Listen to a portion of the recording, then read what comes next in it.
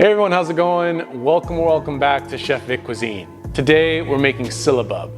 Now this recipe is a delicate balance between creamy richness and citrus notes, creating, in my opinion, a divine dessert experience, evoking that old world charm and elegance. So let's get started.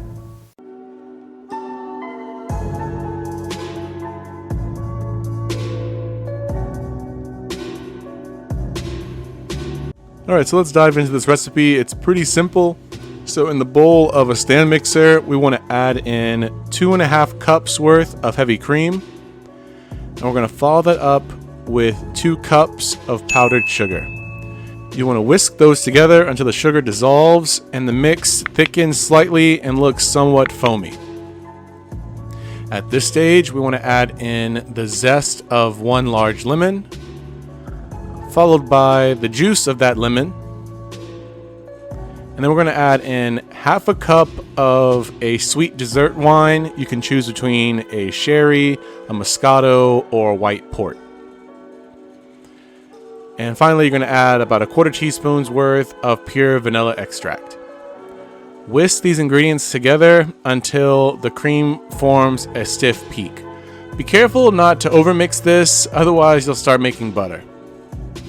Once the consistency looks like this, we want to wrap the top of our bowl in plastic and refrigerate this for at least 30 minutes to chill. After that time is up, you want to transfer your syllabub to a serving glass of your choice. I like garnishing this with a fresh sprig of mint. Mine was just blooming, so it added a nice effect. As well as berries of your choice. I feel like raspberries go really well with syllabub. And I like garnishing the glass with lemon slice too. With that, this is ready to be served and enjoyed. Congrats, you've made a syllabub right at home. You can always experiment with different citrus fruits such as lime or orange for using the zest and juice of that fruit, or you can swap the wine out for a flavored liqueur like a Grand Marnier. Either way, you can't really go wrong. This is a truly delicious dessert. I do hope you give this a try, and when you do, be sure to tag me at Chef Vic Cuisine or hashtag Chef Vic Cuisine so I can see your great takes on this dish.